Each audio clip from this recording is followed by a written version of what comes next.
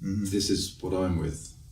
Kind of quantum theory, kind of the basis of quantum theory is what you believe you see, and not the other way around.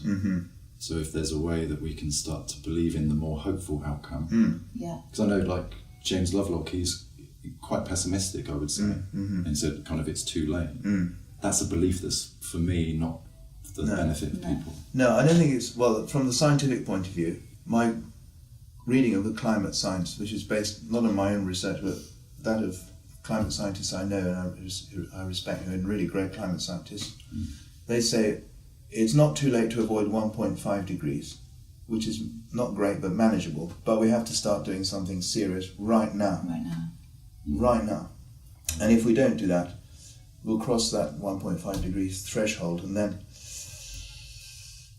well, we have to be realistic. It could get really, well, if we don't do anything at all, it really is going to get very unpleasant. Really is, but both for us and for the planet. And I remember another point in that interview from 2008 where you were talking about kind of geoengineering. Oh yeah. And are you still, is that something that you would endorse? No, I don't endorse it at all. No. I hope I didn't endorse it then. No, I mean, no, I don't. You said the situation is kind of, is coming to a point where, like, if we need to, then that would be an option. Which I was surprised actually. Did I say that? Yeah. Oh, well, I changed my mind then. Good. No, I don't think that's going to work. First of all, one of the easiest ways of doing it is to put sulfur particles in the upper atmosphere to reflect solar energy back to space. But that's going to change all the sort of weather patterns. And some people will get droughts, other people will get floods, and we don't know who will win and who won't. And in any case, if we do that, if we make the sort of sunshade, we're going to have to replace those chemicals up there every few years. And if for some reason we don't do it, but in the meantime we're still putting fossil fuel carbon into the atmosphere, and imagine we stop putting in the sunshade in for a year or two, and the temperature will just go rocket up. So the situation is like driving a car and you've got your foot on the accelerator and on the brake at the same time. Yes. So the brake are the sulfur chemicals that are cooling the earth by making hazes. The accelerator is the emission of CO2, carbon dioxide and other gases. If you take your foot off the brake, the car just rockets forward. So that's not a good idea. The other thing you can do is to pulverize lots of granite rock and bubble water and CO2 through it to extract the carbon dioxide. But to do that, you have to mine huge amounts of the right kinds of rocks, and you have to have loads of energy to suck out the CO2 and get water from somewhere and pump all that together into the rock. You can imagine that's going to be very damaging and require lots of energy. What else can you do? You can plant trees. That's we can do that.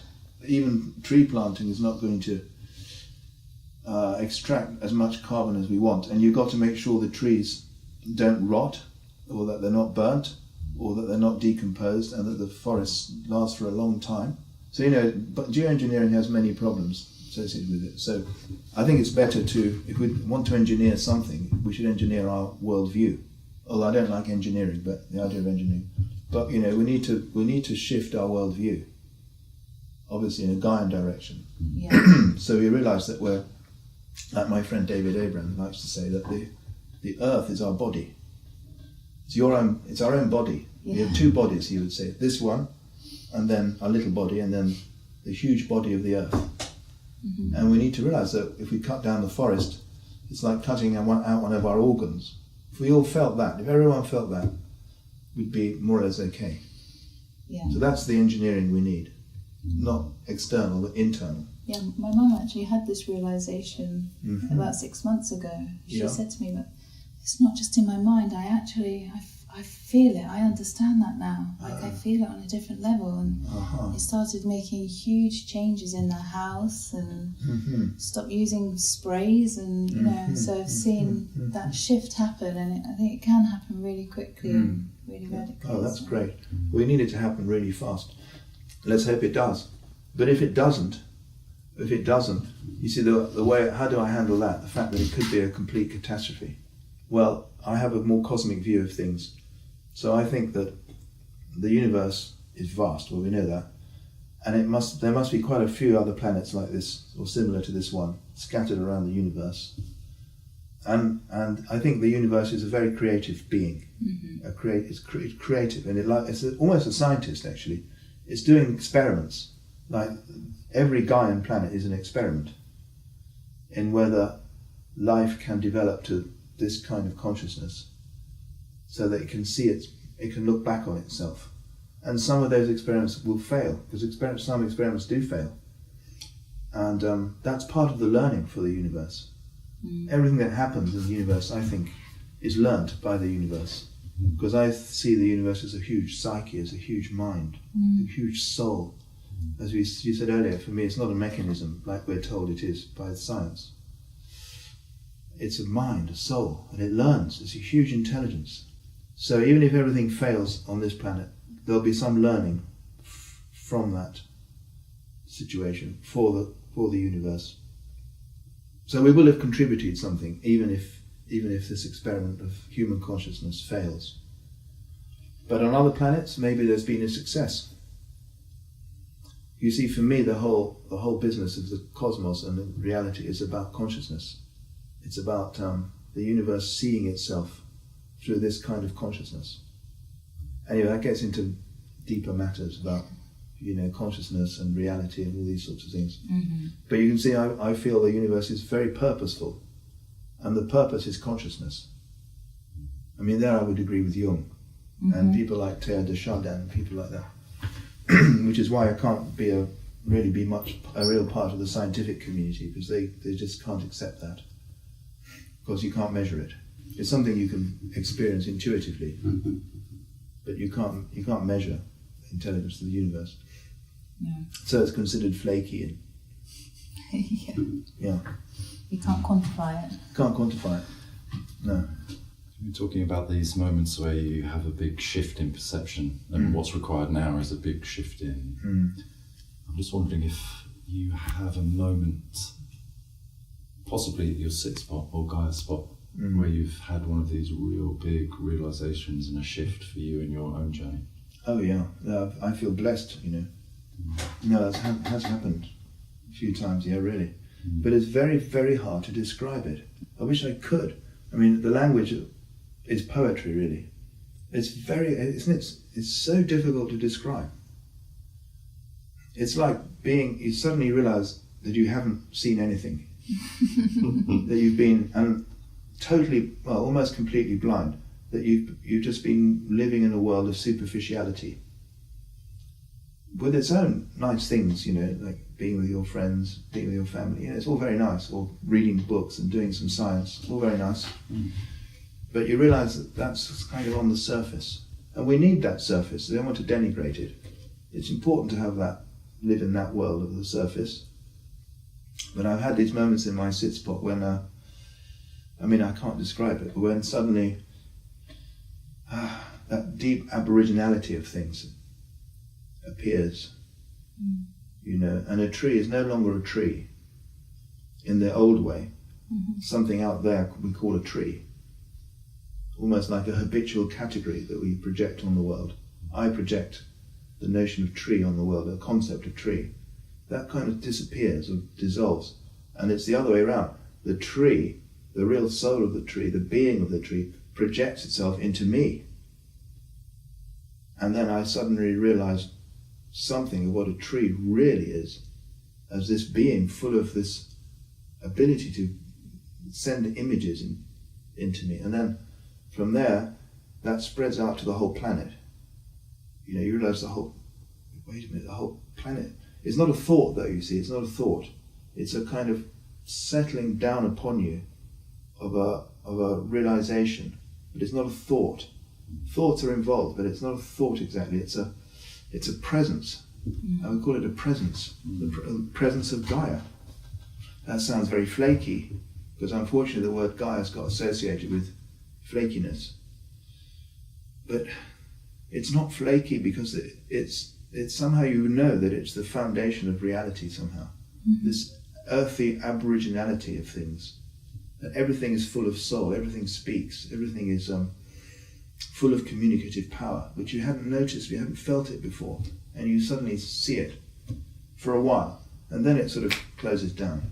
I mean, unfortunately, I'm not in the state where I've got that the whole time, because I'm still working on it. But I think someone who's, let's say, enlightened, put it that way, would have that sense the whole time. It's also, you can see other people differently as well. You know, you have more compassion, you have more insight, more understanding of other people. It's amazing, really. Mm-hmm. But with me, it doesn't last. It just comes occasionally, and then it goes. Mm. And then I'm missing it. And I just wait for the next time, you know. Mm. Jung would call this, I think, the self. And I like Jungian psychology very much. He says it's in the unconscious. So we're sort of not conscious of it. But if we cultivate it, we can cultivate a relationship with the unconscious by being in your sit spot, for example, or paying attention to your dreams and the movement of your own psyche. And then the unconscious responds. It's like it's looking. Let's call the unconscious Gaia. Let's call it Gaia, or the unconscious. This mysterious psyche that we're all part of, Gaia, if you like. It's waiting for humans for us to tune into this, and then it gives us a gift. And it's open to everybody. Mm-hmm. It's not an elitist thing at all. It's our basic human nature. I mean, the Buddhists would call it Buddha nature. It's there for everyone. Everyone's got these jewels of the psyche within. Mm-hmm. It's just a question of cultivating them, putting yourself creating the right conditions for the jewels to become visible, to surface. Yeah, I was going to say, like the natural self emerges. The natural self emerges, which to me, in my experience, I keep saying it's a very aboriginal feeling. God, it's so hard to describe. Wordsworth does it well when he writes about, I can't remember, I wish I should memorize the words, but he writes about when he was a child and everything he saw was just absolutely full of brilliance and meaning and light. And then when he was older, he lost it. And then there's Thomas Traherne, who said similar things when he was a boy, looking out on the trees in the distance from his walled city. And it was all just beautiful. Even dust and stones in the road were full of glory. Mm. I mean, that's the self, in Jungian terms. You know, this autonomous sense of self, the center of things, which our ego circles around like a planet circling the sun. So I find Jungian psychology very, very helpful. I think we really need to take Jung much more seriously in our culture. Yeah. Although, as one of my friends says, Jung isn't for everybody, but it's helped me a lot. Mm-hmm. I just wanted to put Jung out there a little bit, in case it helps any of your listeners. Well, actually, talking about helping, I was going to ask you a question surrounding when people are facing challenges. Has there been some words of inspiration or a story that helps you when you're feeling like a task is too great, or you feel like there's something that you can't meet? Mm-hmm. Yeah. Well, I have a lot of that actually in my life, but what helps me is to think of my sit spot. Mm-hmm. Just remember some of those moments I've had there. Mm-hmm. And just to bring to mind some of those moments of really, let's call them Gaia moments. Moments when Gaia has appeared, or where I've been able to offer my own consciousness to Gaia, or we've had a relationship. Those, if I can remember, that helps me a lot. But I have to say, in my case, there are times when I forget, and I know I've forgotten, and there's a real sense of loss. You know, it's like you've had a jewel in your hand. You know that this time this jewel's going to stay with me. I know, and then it's gone. You open your hand to look for it, and it's gone. And then you have to work for the next appearance of it. But anyway, for me, it's remembering those moments. Maybe reciting a poem to myself, mm-hmm. or maybe a mantra or something like that, or breathing in a certain way. If I can manage it, I often can't manage it. I mean, I'm not a Buddha, you know. I'm just a pretty ordinary person. If it was a Buddha you were talking to, he'd give you a real answer, or she could give you a real answer. But I can't. I'm only at the beginning of this whole business. That's great. It's great advice. Mm-hmm. Always go back to the Gaia spot. Yeah, and if I'm feeling very agitated, then I would go to my sit spot, because it's very important to have your sit spot near you, not too far away. So, not sort of 2-hour drive, just close, so you can go there. So I might go, say, to my tree and sit with my tree, and just try to feel my way back into that Aboriginal sense, that Gaian, the sense of the Gaian communication. Because John also talks about how it unravels the nervous system. Oh, it does, absolutely. It just calm. It gives you the most amazing calm. But if you're very agitated, it might take a while. You might have to spend a while before it. You have to be patient and let it gradually reach you again. So we're here at Schumacher. How do you find yourself here? Well, I mean, it was a series of, you could call them serendipities or synchronicities. I didn't plan to come here at all. In fact, I didn't want to live in England at all, because I was born in South America, as you know. I was working in Costa Rica before I came here, teaching ecology in one of the universities in Costa Rica, in Spanish, which is my mother tongue. And then I decided to, I was also a member of a Tibetan Buddhist group at university before I went to Costa Rica. So whilst I was in Costa Rica, I had this idea of going to Nepal to get into Tibetan Buddhism more, because I have a real attraction to it, some strange reason. So I left my job in Costa Rica. Everyone thought I was completely crazy. And I went to Nepal, and I spent 3 months in Nepal with the Tibetan lamas. And then I came back to England, and I had nothing. I'd left my job in Costa Rica. I suddenly realised, perhaps that wasn't so clever, really. Anyway, I went back to my university town, back to my Buddhist group, and then a Rinpoche, a very young Tibetan Lama Rinpoche, came along, and he wanted to be driven down to Devon, to Sharpham House, which is not far from here, which was then a Buddhist community. So I offered to be his chauffeur, and I drove down with him and his assistant monk. We had a lovely time. The Rinpoche is called Ponlop Rinpoche, really wonderful. And when we got to Sharpham, I asked them, is there any work for an ecologist around here? And they said, well, go and talk to Satish Kumar and Brian Nicholson and various other people at Dartington, because they're setting up some kind of ecological institute. So I went over and talked to Satish, and they said, that's interesting, an ecologist. We need one of those for this institute. Yeah, good, you've been in Costa Rica, interested in Buddhism, the doctorate in ecology. Okay, would you like a job? I said, sure. Yes. I didn't have much choice. I had to say yes. So you see, I think I was drawn here. I didn't want to be in England.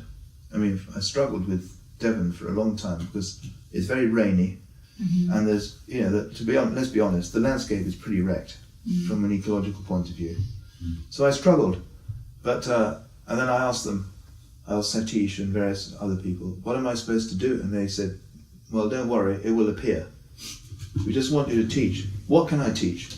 I'm not going to teach science to proper science to the people who come here. They won't want that. Don't worry, it'll appear. Then, of course, James Lovelock had taught the first course. And I thought, Gaia'd is very interesting. And I began talking a lot with him and working with him. I did some scientific work with him. I visited him a lot in his laboratory home, because he's an independent scientist, so his home was then in the Cornwall-Devon border. And he had his laboratory there. But he wasn't attached to any institutes or anything like that. He was just completely independent. So I'd go and talk to him, many times, and wonderful. Then I realised, I know what I should be doing at Schumacher College. I should be teaching Gaia'd. So then I started reading his books and then going to talk to him about, asking questions about that. Then Arne Næss came, the great Norwegian philosopher and mountaineer who coined the term deep ecology. And so I also made a very good friendship with him.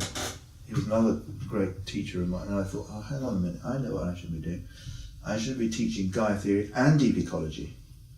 And then Brian Goodwin came later on, who was a great biologist, a professor of biology at the Open University. And he wanted to start a master's degree in what we called later on holistic science.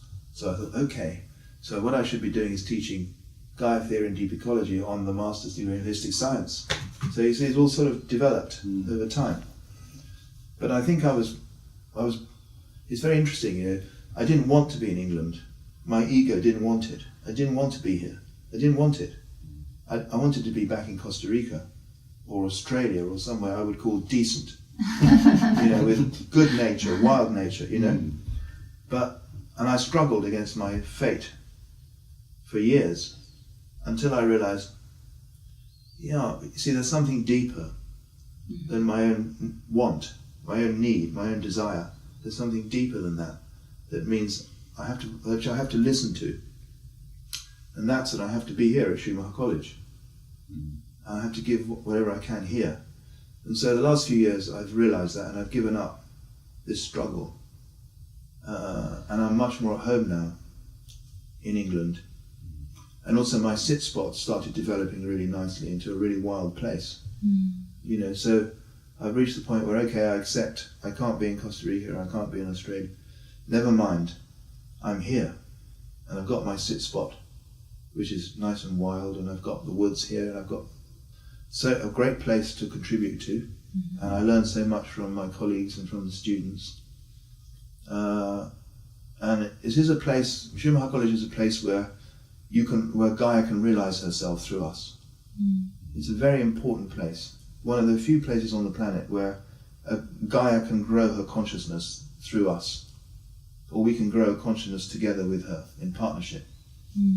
So I'm very honoured to be part of that. You know, can't do that in a mainstream university. With all respect to mainstream universities, you can't do that there because it's all cognitive.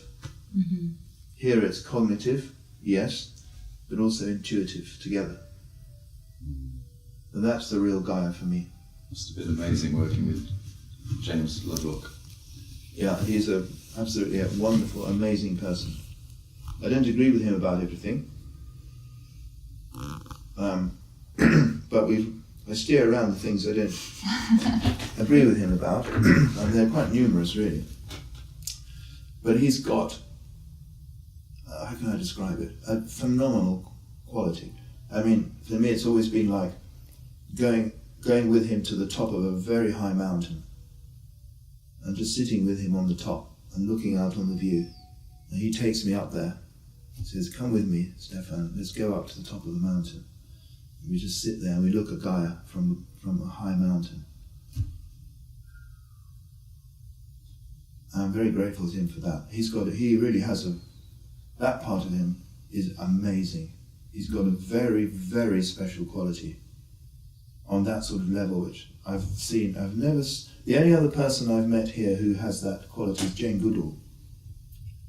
Very similar feeling to Lovelock. And also a great scientist who died, Oxford scientist called William Hamilton. He had something of this quality. I don't know how to describe it. It's beyond the norm. It's a very deep sense of something ancient and very archetypal, something very old and yet something very wise, beyond just the normal scope of human personality. Extraordinary. So and same with Arne, you know. A lot of people who come here have that sort of thing. Schumacher just draws them in. Yeah, it's a bit like that. Do you know how James, or why James named his hypothesis the Gaia hypothesis? Well, it's a famous story. When he was at NASA, he had the realization that life would regulate the surface conditions of the planet. And he was thinking of calling it the biocybernetic universal system tendency, or the bust hypothesis, jokingly. Yeah.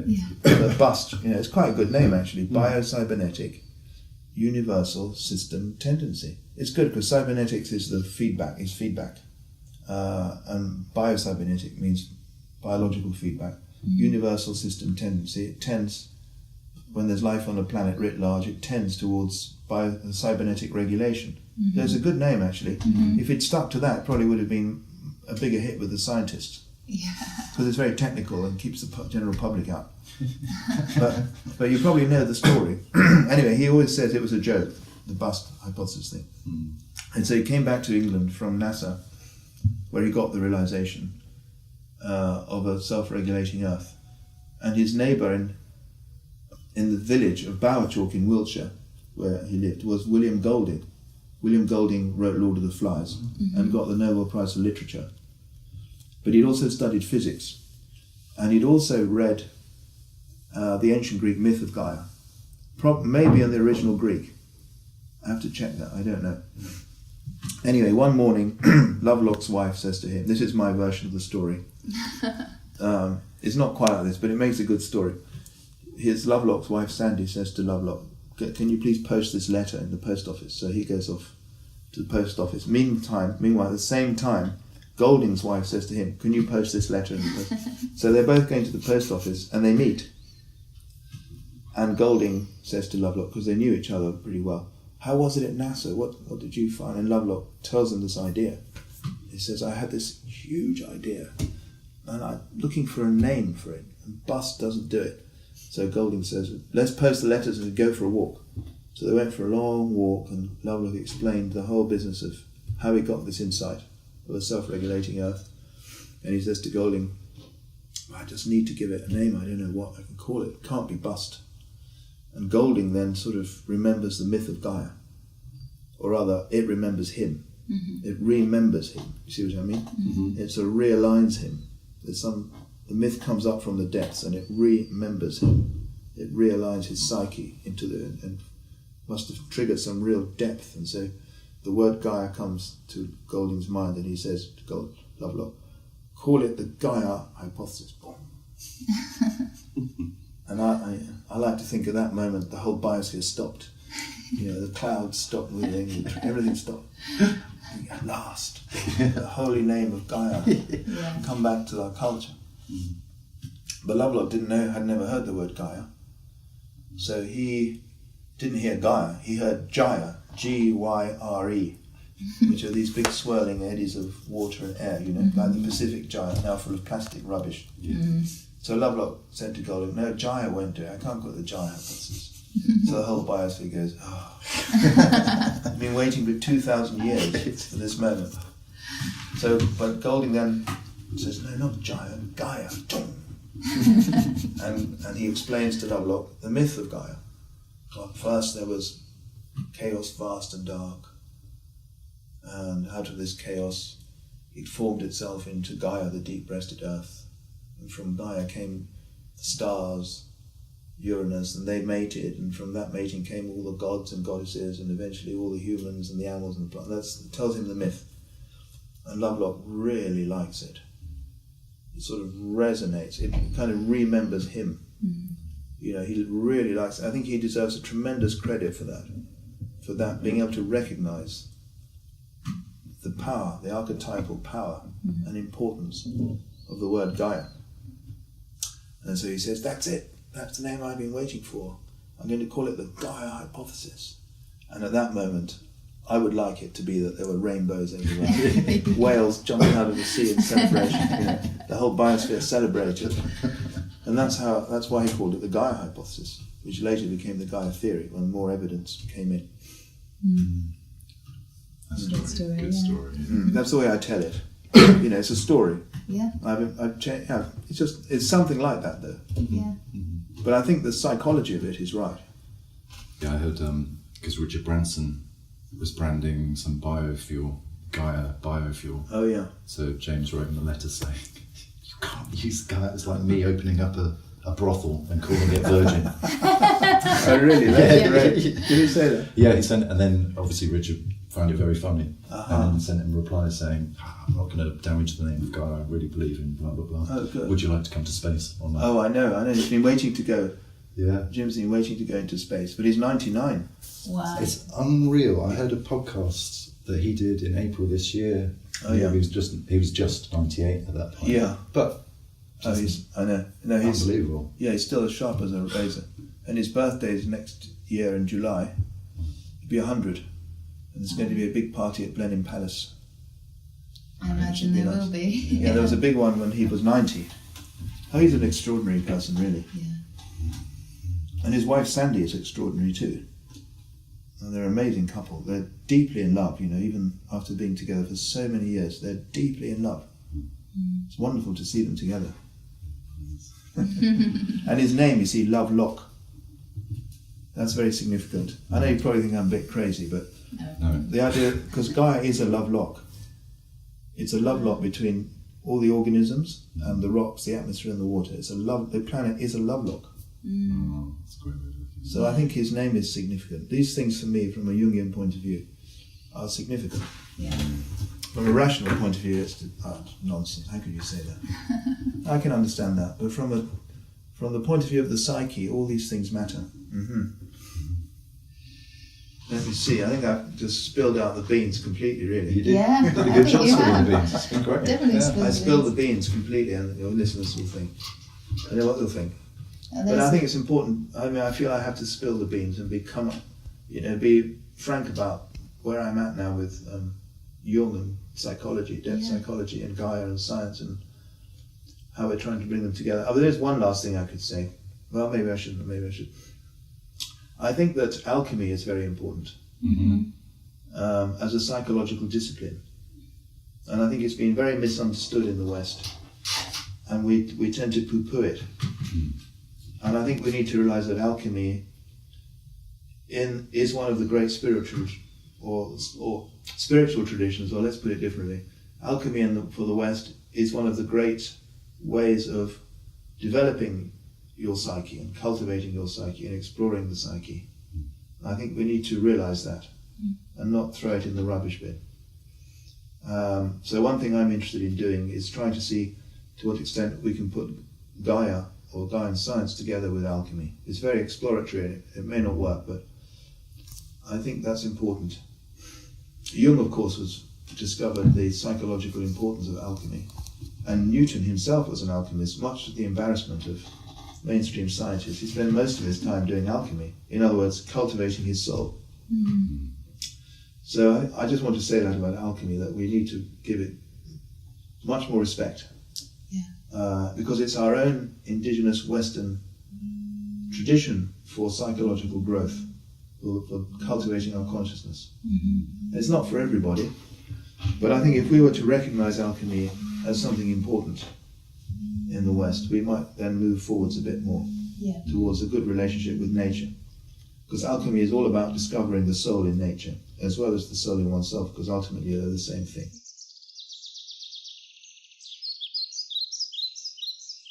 Well, it's been lovely talking to you both. Thank you very much. Thank you. Pleasure.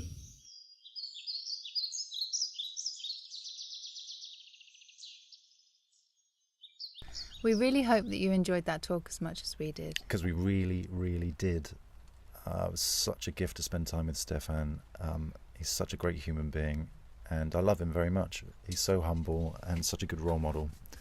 Yeah, he is. He's a really great role model to everybody who's looking to connect with Gaia and to feel more deeply connected in themselves. Yes, and I can't wait until I've been doing my sit spot for that long. Yeah, that'd be awesome.